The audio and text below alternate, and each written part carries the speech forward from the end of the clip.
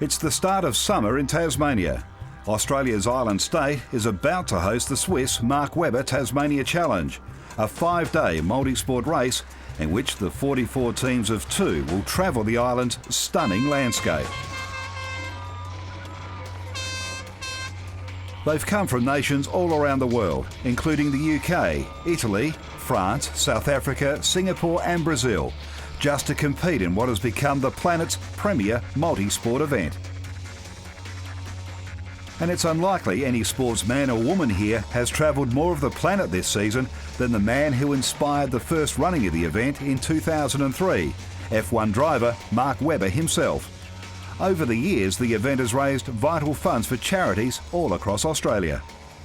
I've been very, very fortunate with my profession to be able to do okay with that, and then I've been able to meet very similar-minded people that are passionate about trying to make a difference with people that are less fortunate than ourselves. Obviously, we've touched lots of different charities since we've had the Mark Webber Foundation up and running and raised over $1 million in the process. The consistent support and loyalty that we've had from the Tasmanian people, for them to be able to support us in showcasing an adventure race year after year in all the signature locations, to give people a chance to learn more about themselves on the race, on the challenge, meet some very inspiring people, people that have similar sort of passion to them, and then at the end of all that, they know that they're doing something that's going to be a great cause from other people. Mark comes here fresh from victory at the Brazilian Grand Prix in his Renault-powered Red Bull F1 car. But he's also an accomplished and experienced adventure racer in his own right, and always takes part in this challenge, which has become as synonymous with Tasmania as it is with Webber himself. Tasmania is Australia's adventure island, with almost half its landmass protected in World Heritage areas, national parks and marine and forest reserves that are ideal for walking, kayaking, cycling and other forms of adventure. It's a place that lends itself to outdoor enthusiasts of all kinds. Whether you're looking for gentle pleasures or the full adrenaline rush, you'll find an activity to fit the bill. You can raft and ride, paddle and pedal, camp, climb, cave and cruise. Or if walking is more your scene, there's a great range of routes you can take on, from under 2 hours, full-day walks or the multi-day variety. In their 5 days, the challenge competitors will witness some of the iconic views of the island, as well as seeing it from some unusual vantages.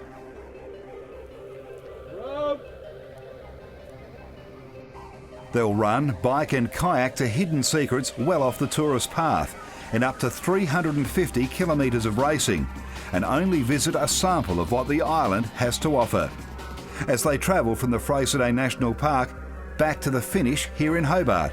It'll be an experience to be remembered for a lifetime. Our story begins in Hobart with a 6.5 kilometre adventure run, which gives people the chance to compete alongside Webber before the challenge starts. Starting at the Henry Jones Art Hotel, it's not just for challenge teams, it's a community event open to all. Not many could beat him on the tracks of the world's F1 circuits, but here on the roads of Hobart, there's at least a chance of a different outcome. Achievable for runners of all abilities, and for young and old alike, the course offers views of Mount Wellington and the River Derwent along the way. As in the main challenge, everyone who competes will be helping raise money for charity. The Save the Tasmanian Devil program receives vital support from the event, as some of the competitors have been learning. The Save the Tasmanian Devil appeal is the only official fundraising entity that directs funds in full to Australia's national response to devil facial tumour disease. Because of this, the Tasmanian devil has been listed as endangered by the federal and state governments, as well as the red list of the International Union for the Conservation of Nature and Natural Resources. Aaron Humphrey and Fiona Lennon are the men's and women's adventure run winners, with Mark keeping plenty in the tank for the challenge start at Freycinet, as well as getting to know many of the F1 fans of Hobart, something which continues well after he crosses the line. At the end of the day, it's time for Mark to say goodbye to Hobart and make the short journey to the stunning Freycinet National Park, where the challenge will begin. Amongst the eye-catching man-made features here is Sapphire, a world-class hotel with world-famous views. For Mark, it's a place to unwind before the race roars off early the next day. But it's not all about conserving energy right now. Olympic gold medalist and world champion kayaker Ken Wallace has stopped by to put Webber through his paces and share a few tips with him and the other competitors. You'll be sitting in the front, so the best idea is just to keep a good rhythm, maintain, you don't have to put in big strokes, but just a nice rhythm to keep you going through it. We have a saying, you spear the fish, so stick the paddle in the water, use your body to pull it through, easy exit. Spear the fish, and you're good to go. These two are by no means the only sporting champions in Freycinet National Park right now. When the challenge begins, Webber will be up against another star of Australian motor racing. Initial impressions, it's definitely very, very impressive, and this is probably as relaxed as you'll see me for the next 5 days. Physically fit and equipped with the outdoor skills he'll need, Kelly is race ready. But it will be his first time in this event, in which he'll race with legendary South African ultramarathon runner Ryan Sands. I'm pretty scared and nervous. I hate to admit it, but I've been racing supercars now for 10 years, so I know exactly what it takes. I know how to prepare myself very well, and it's the exact opposite for this. I don't know what I'm in for. I don't know if I'm prepared. Probably last time you'll see the smile, I think. I'll be crying by the end of the first day.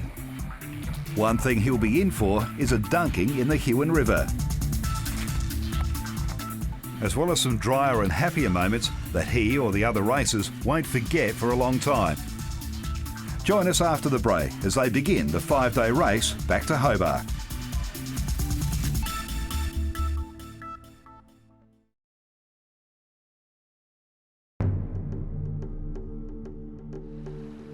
It's early morning on the Freycinet National Park, and the Swisse Mark Webber Tasmania Challenge is about to get underway. There are 25 teams who will take on the whole 5 days, while others will join the challenge later. I certainly know how the competitors are going to feel on day one. I've been there many, many times. First day of the challenge kicks off 3 hours northeast of Hobart, in this beautiful Freycinet Peninsula. It's the first national park in Tasmania as well, 1916 that come about. The competitors are going to have Wineglass Bay to have a look at off Mount Amos. They've got the hazards, they've got some sensational paddling to do, a long mountain bike section in the middle. A massive highlight which the competitors are going to look forward to, I hope, is the 50-metre abseil. That'll certainly get their adrenaline going. Last leg of day one is the 6K paddle across here, Coles Bay, around the corner with a beautiful little finish in Sapphire. I think they can put their feet up after a tough first day. Mark will race with Australia's legendary adventure racer and former Ironman champion, Guy Andrews. There's a lot of experience there. Obviously, my background in adventure racing, being able to work with a teammate and you work with your strengths and weaknesses. And I think we'll hit it off straight away because we spent 2 Mark Webber challenges before together in the same team, and he's a great guy, very easygoing and very adaptable. Getting underway at 7:30 a.m, stage 1 is a 30-minute Rogaine section, a chase for checkpoints around the pathways and cabins of Freycinet Lodge. After this, they'll be straight on with the next stage, but at least there's a compulsory cool-off by heading to a checkpoint that the organisers have positioned on a buoy out in the bay.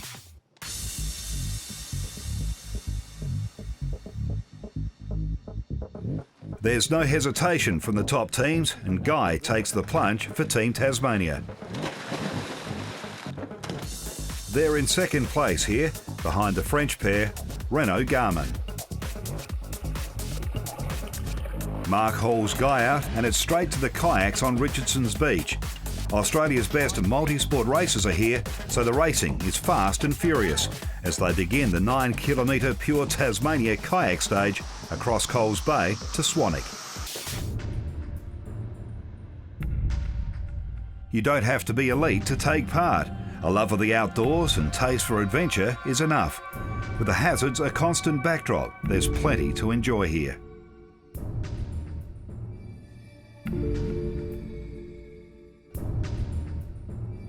The highest summit, Mount Amos, will be the destination much later today, and after landing the boat, they will begin a 35-kilometre LG mountain bike stage back in that direction.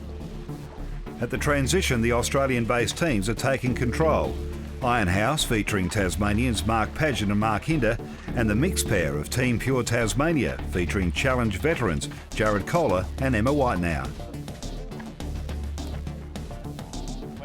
The bike route is designed to take in some of the best biking Australia has to offer, with high-speed descents as well as huffing and puffing up hills. Accurate map reading is useful too. Yeah, just keep going straight, I reckon.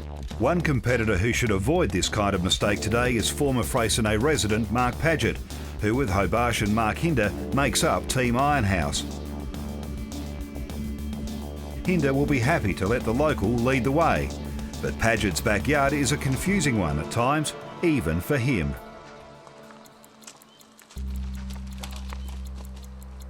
Not lost already, are you? No, possibly. Might be further, might be the next creek. 10 metres upstream of creek crossing. The clock is ticking in every wasted moment. They get back on track. There's no time to lose with Renault Garmin, as well as Guy Andrews and Mark Webber's Team Tasmania close behind. The racing drivers low gear up this hill, looking impressive. But the downhills are where all the speed freaks can really enjoy themselves. It's not only the course getting Mark Paget pumped up. I just ran over a snake. That got my heart going.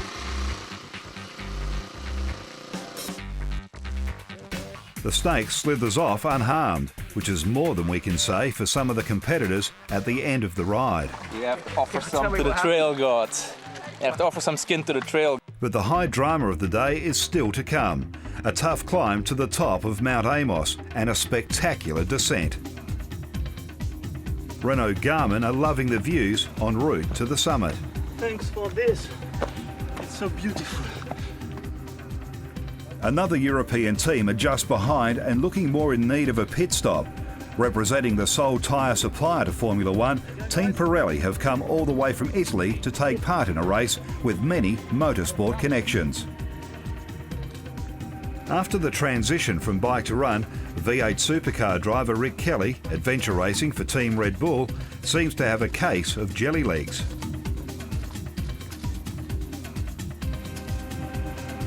Speaking of which, the Pirelli rope stage provides a vertical route back down.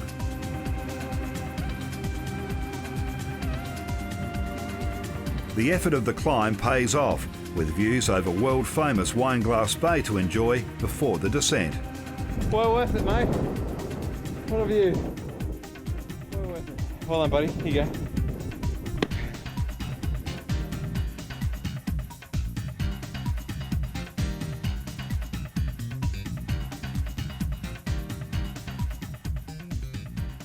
After this, it's back down to sea level, and the day finishes with a 6-kilometre kayak stage from Parsons Cove to Sapphire, with shore-based checkpoints to collect en route.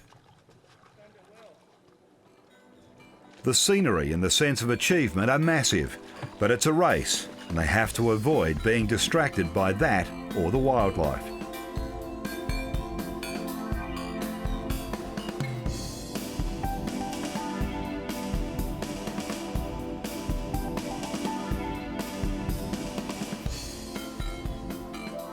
When Sapphire comes into sight, it's time for that final push to the beach.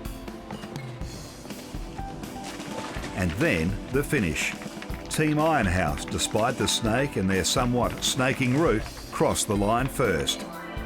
My partner lost a lot of confidence in me in a short space of time, but actually, we didn't get too stressed about it, and we're pretty happy with that. We just wanted to, hopefully, have a good day today and try and hold on for the rest of the event.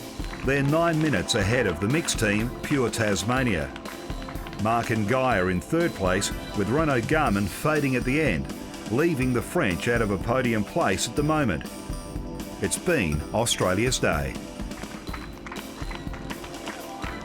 For us personally, it went pretty well. You know, you can always have little bits here and there where you want to do better, but in the end, that's adventure racing. You know, it wasn't over right to the end. You just never know what's going to happen. You've got to stay calm, you've got to stay collected, get your CPs, a bit of panic, you know, and you're like, oh, we're going the right way. And so, yeah, it turned out great.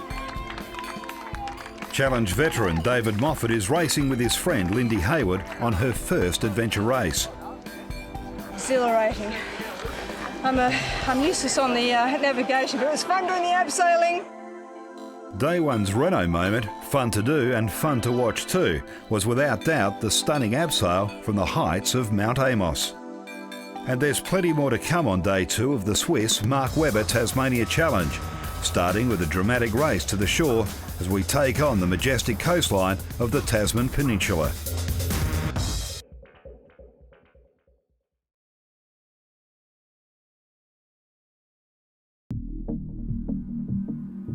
Day two, the competitors will be racing in the Tasman Peninsula, which is an absolute phenomenal place to be racing and running across some of the most amazing rock features in the Southern Hemisphere. Dramatic, huge, steep cliff lines, the Tasman Arch, Devil's Kitchen. Great experience for them, so they're really going to enjoy all of that when they get down there. Also, for them to be able to race near and towards the historic site of Port Arthur, which is obviously steeped in history, so very unique. It's day two of the Swisse Mark Webber Tasmania Challenge.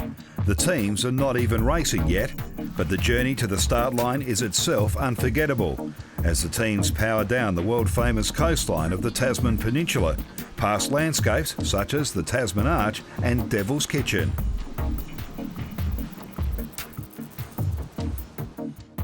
This is not your average adventure race, but even for this event, the start is an unusual and challenging one.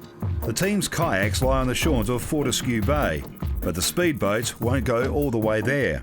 The start line of day two will be 100 metres from the shore, so competitors find themselves facing an icy start.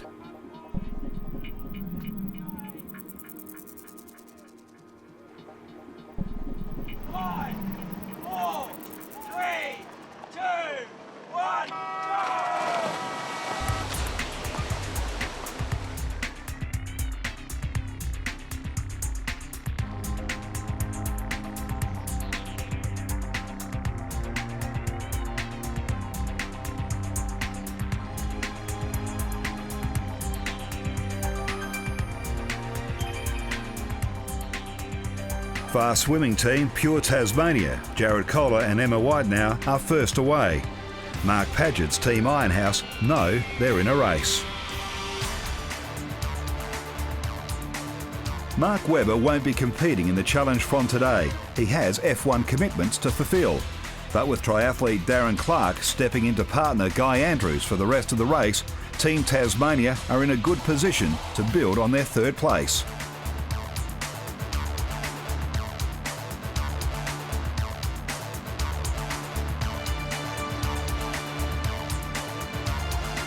The kayak stage will take the teams right to the heart of the astonishing Tasman coastline. The totem pole and candlestick, just two of the natural landmarks they will encounter. Team Freycinet are amongst the leading pairs as they land at the next transition. How was that out there? Yeah, good. Fantastic place to paddle. Really, really nice. Come on, let's go. We're out. But it's no sightseeing tour.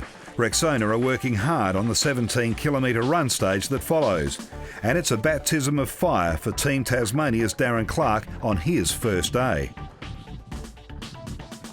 Red Bull's Rick Kelly is getting pushed along by South African ultramarathon runner Ryan Sands, who would be a fast partner for anyone in the event.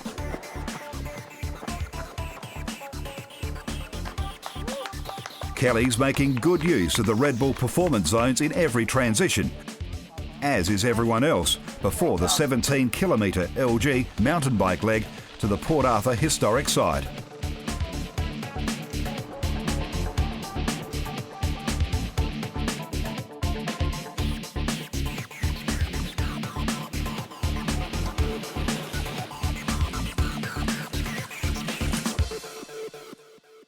Five hours into an epic day two, the teams arrive at the Port Arthur historic site. Now one of Australia's unmissable tourist attractions, the former penal colony in its time had a notorious reputation. It was a tough place and few escaped. The competitors, fortunately, don't have to. They just have to find checkpoints in a 1-hour row gain stage before they get away. The first checkpoint on the 6-kilometre paddle that follows is on the Isle of the Dead, the place where deceased prisoners were laid to rest. The mood is more uplifting on the short but extraordinary Freycinet run stage that concludes day 2. It's only 8 kilometres, but it packs in a staggering mix of diverse and breathtaking environments with glorious beaches, monumental sand dunes to stagger up, rocky coastline,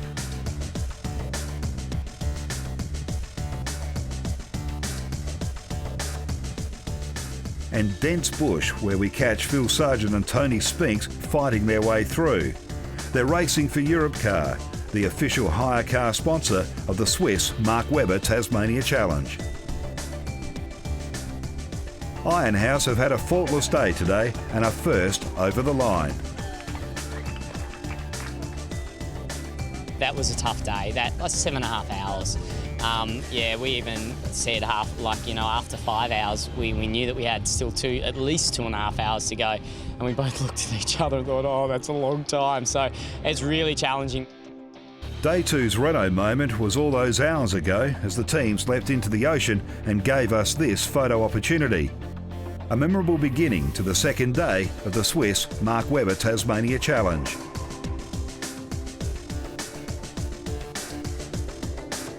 Team Ironhouse didn't look back from that point and will be tough to catch. Team Tasmania have lost over an hour and Guy will need to draw on all of his experience for the next 3 days. Still in the picture, I guess, but yeah, a couple of things didn't go our way, but you can't complain. It was just hard out there. Renault Garmin might agree, but both French teams are playing a waiting game. How are you? Very fine. We think about tomorrow and the day after, so we reduce our speed to be strong the another day. Things are about to change and they'll be back on their feet to fight back hard on day 3. To end up battling Guy Andrews for the race lead,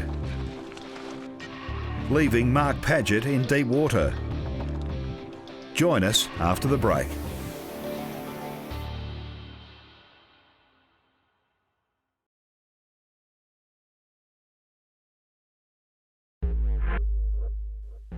On day 3 of the Swisse Mark Webber Tasmania Challenge, the F1 star who inspires the race has put on a route that will take competitors to a place well off the Tasmanian tourist track, but well worth a visit for anyone.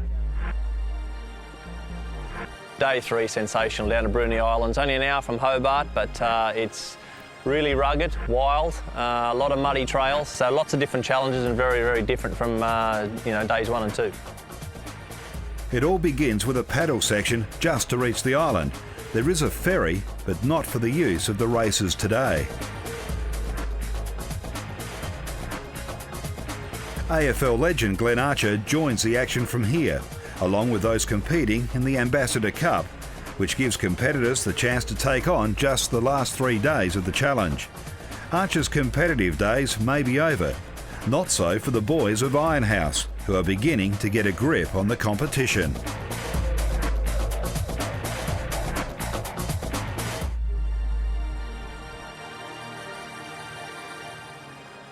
They're off the pace at the start though, with Team Save the Tasmanian Devils first to reach Bruny Island, followed by Team Tasmania. Guy Andrews and Darren Clark have put in a storming kayak leg and are away on the bike stage long before Ironhouse have landed. The Tasmanian pair almost never landed here at all. We're taking on water. It must have weighed about 80 kilos.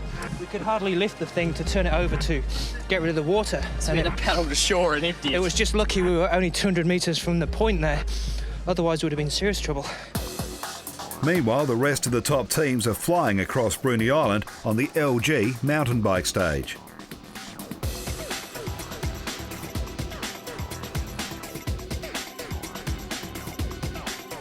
Renee Garman won. Sylvain Camus and Renea Rivera are giving everything today. And Ironhouse's day gets worse when they get lost on the tracks while trying to find a checkpoint. Nah, go further. We'll go further. They've got to work harder on the bike to make up for the mistake. Perhaps if every checkpoint was marked by an SUV like this one, they'd be easier to spot. The Renault Koleos has followed the whole challenge so far. Unfortunately, using its integrated sat-nav is forbidden, or the teams might be looking at a much quicker time to the next checkpoint. Renault has been involved with Formula One since 1977 and makes the engines that power Mark Webber and his F1 team. So it's no surprise that a Renault, the Koleos, is the official race vehicle of the challenge.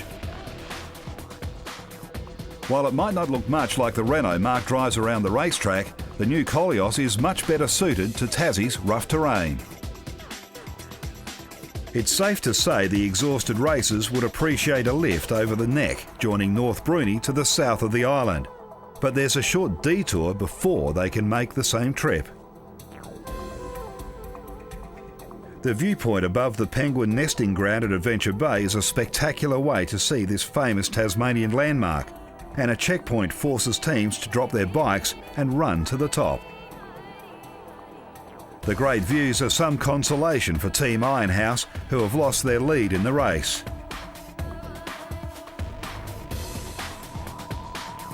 While up ahead, Team Tasmania Renault Garmin are on the 10-kilometre Rexona run stage starting at Cookville. The two teams are now battling for first place. That's cool, you could take the lead of the whole race today. Well, I've got to claw back a bit of time from yesterday. We had an average day and lost a bit of time.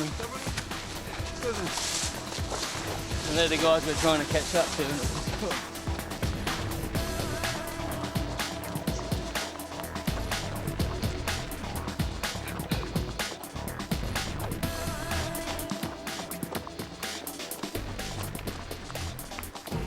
They're still racing head-to-head when they set out on the next section, a 23-kilometre LG mountain bike stage.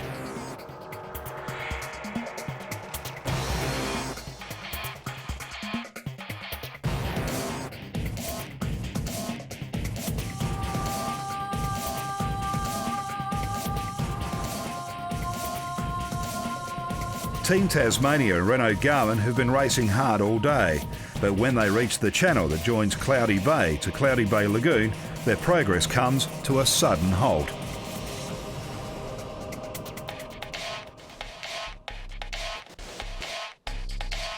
Bikes have to be transported across, and there's a tidal current to deal with.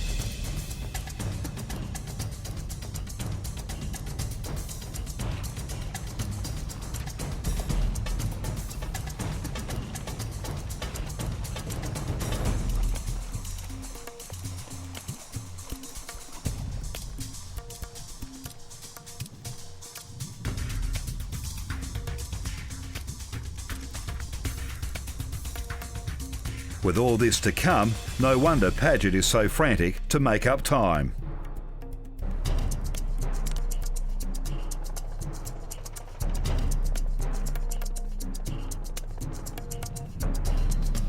The normally laid-back Tasmanian stress levels go even higher as they come to the crossing.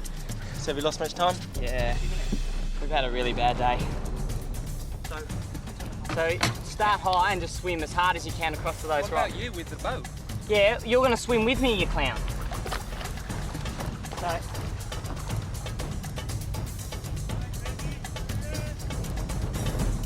Everyone's got their own style as they get across.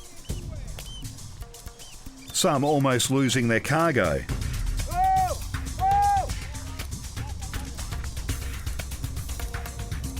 Some, like Team Cowtex, losing it altogether. But at least providing us with our Renault moment for day 3 of the Swisse Mark Webber Tasmania Challenge. It's been the day that Ironhouse could have sealed the race, but instead the competition has been blown wide open, with Renault Garmin fastest today and in with a great chance of victory. Super! Super les gars! Vous me faites plaisir là! Guy Andrews' Team Tasmania is also in a position to go for the win on the remaining 2 days. Yeah, we've had a good day. We just kept racing our own race and, can't complain. Now we've got to watch the clock and see what happens. When Hinder and Paget plot in, they've lost 40 minutes to the leaders and are 6th fastest. That lead that we had has evaporated now through our mistakes. So tomorrow we'll just have to, refocus. And we know, that's the problem. You can be the strongest person out there, but if you're the fastest and you go in the wrong direction, you get a long way off course very quickly. Can Ironhouse get back into contention? Coming up, an all-action day 4.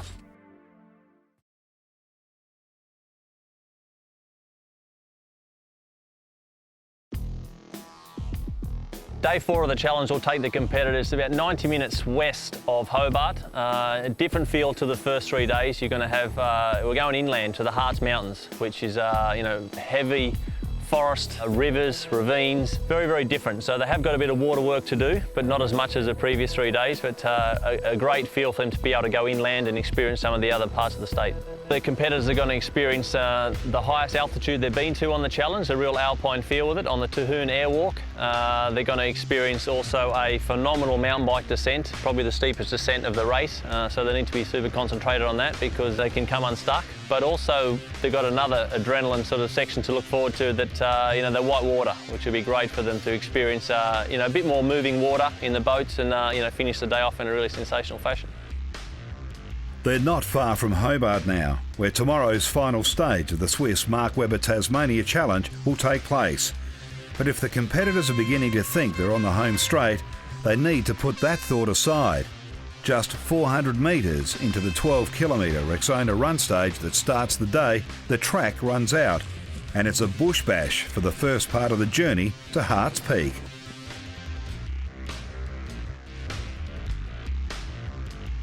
This misadventure is perhaps appropriate as the Harts Mountains National Park is most famous for the very trees that block the way. Amongst them, Huon pine, one of the slowest growing and longest living plants in the world. Like all of Tasmania's national parks, this area is superbly managed by the Parks and Wildlife Service. And once onto the boardwalks that help all visitors explore the heart of the southwest wilderness, the speed increases. Then the speed gets faster yet again as they begin the 35-kilometre LG mountain bike stage to the Tahoon Forest Airwalk. All of the top teams still battling for supremacy on the way. While for Team Superlock, staying in the saddle is battle enough.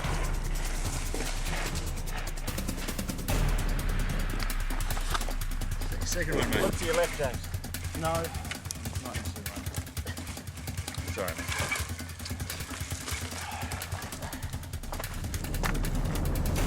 The Tahoon Forest Airwalk is just over an hour's drive from Hobart. It's the closest place to the capital where you can see Tasmania's 1,000-year-old Huon pine and offers visitors a bird's-eye view of the state's famous southern forests, the Huon and Picton rivers and the Harts Mountains. The racers in the challenge will get a very different perspective than most tourists on this Pirelli rope stage. They'll walk out under the airwalk platform itself before abseiling into the forest canopy. Now I just got to get through this. Relax the left hand. Woo! Nice and bouncing, bendy out here. Is it picking up the fear?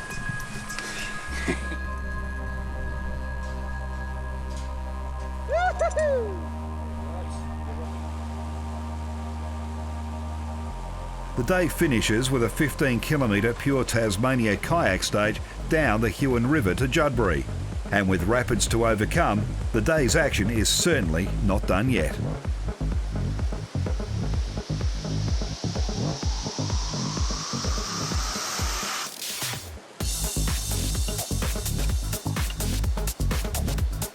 There are plenty of dunkings. Red Bull's Rick Kelly has gone from V8 to K2 for the week and isn't quite the master of his new ride just yet.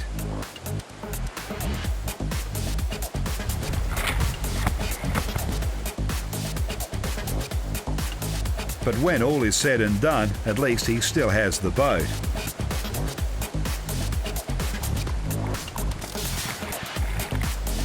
Adam Brooks of Team MMS is up the creek without even that much.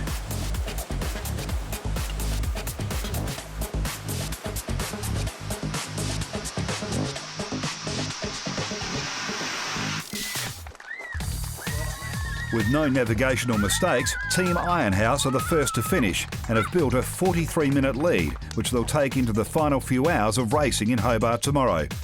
The competition will be close. As it was for today's Swiss Mark Webber Tasmania Challenge highlight. But in the end, the Renault moment for day 4 must belong to Team Superlog. I don't know, we're probably going about 50, not too fast. And then, I saw the cameraman, got a little bit distracted, and then I was like, all right, I'm going to go and see where I'm going to crash. The only option available was down a big 2-metre ditch. And then the front wheel caught in a, some little divot or something, and head over the handlebars, just smack on the side of the face into a big rock. It was good fun. There were thrills and spills on water and wheels today. Bruce Newton of Team Writers Cramp spent a long time under the surface. We went into a V and we hit a rock and we just got spat out to the right and tipped off centre, and that was it, all over. And the chopper crew were right there to catch it all. I'm under there for a while and I'm thinking like, am I ever going to get up? So it took me a while, and you were starting to worry about me, weren't you? Yeah, I was about to go under looking for him, but he finally popped up on the other side, which was a relief. Just one more day, but plenty more action still to come. Join us after the break.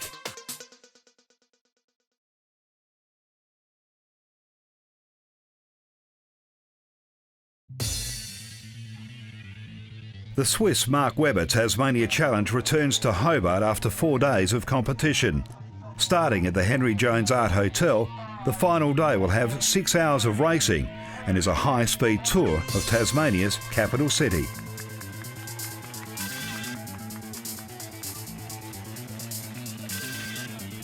The means of transport will be foot, bike and kayak. If you can keep hold of your kayak. So Day 5's Renault moment really is a Renault moment, as it's supplied by the French outfit themselves from 2 angles.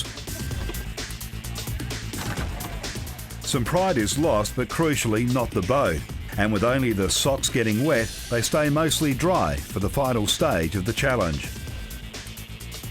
To come here to Hobart, one of the most scenic and spectacular cities in the world, beautiful little backdrop. Today's event is different because they're going to have to get as many checkpoints as they can within an allocated time. It's a bit like a time trial, so they've got to work out what they can grab and what they can't grab on both sides of the city. And it's tight, it's really, really tight, so a lot of positions can change obviously on the last day. Still with the 3 disciplines involved, obviously with plenty of biking and getting around on foot as quick as you can, and then obviously the kayaks as well. So Day 5 finishing here, great way to finish. Mark Hinder lives here in the capital, so there's little chance of the leaders making a mistake, and they take the victory. After a week of ups and downs, they finish 43 minutes ahead of Team Tasmania, who race consistently for all 5 days. Pure Tasmania in third are the first mixed team. Yeah, we're pretty stoked with that. We just didn't want to throw it away. We've made some big mistakes. Day 3, maybe that was a good thing. It made us a bit more, focused on today. So. Stronger.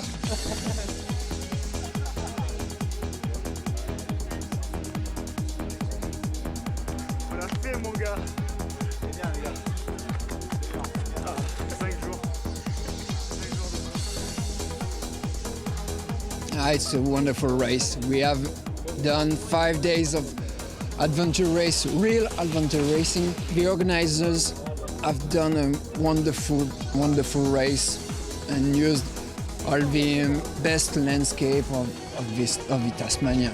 It's perfect.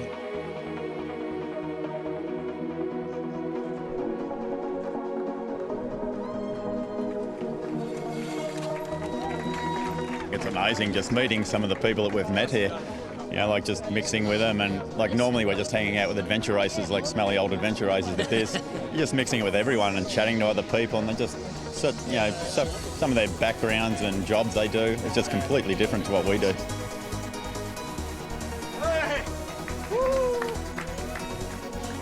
Mark Webber's dream for an event of this nature has been realised at this event. I think it's been building up to this in all of the other challenges, but what Mark had as a vision has been realised. The guys have just worked out how to make this very, very challenging for professionals or the elites, and to give those of us that are enthusiasts a good chance to have a great race and to see them out on the course. So we saw that today in spades. It was great.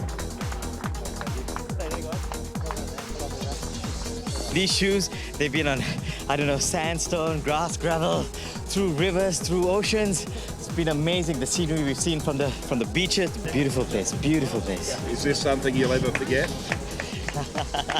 I think it's impossible to forget the Mark Webber Challenge. Absolutely impossible.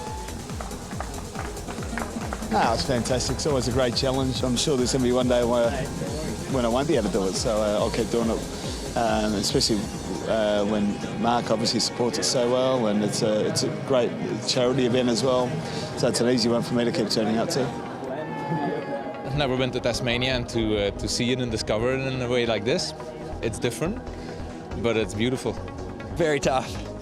Awesome though, good 5 days, saw some awesome sights, and all for a great course, so it's awesome. It's just so enormously satisfying to reach the finish line, incredibly satisfying, and took us to some amazing places. We experienced some amazing views and riding and running and crawling and sliding, and yeah, just I'm overwhelmed, just so happy to be here, but I just wouldn't give back the week for anything, even though I know I'm not going to be able to walk properly for a month. The sponsors have done a fantastic job putting it all together, backing this event year after year, and yeah, just great to see an event like this showcasing Tasmania in all its beauty. I'm actually quite speechless. This has been overwhelming. I think the abseiling was a lot of fun. Climbing up Amos, the sand dunes, those beaches, the clearness and the beauty of it out there. It's just been such a pleasure to be part of this event, and a great privilege to be asked to do it with Dave. It's been sensational. Entries are being taken now for the next Swisse Mark Webber Tasmania Challenge, which will take place in late November, starting in Launceston and taking competitors on a new course in new areas of the state. Mark Webber will be back along with a prize purse to attract elite adventure racers and a new format to make the event even more accessible for all. Anyone can join up now for what promises to be Mark's biggest challenge yet. All the latest on markwebbertasmaniachallenge.com.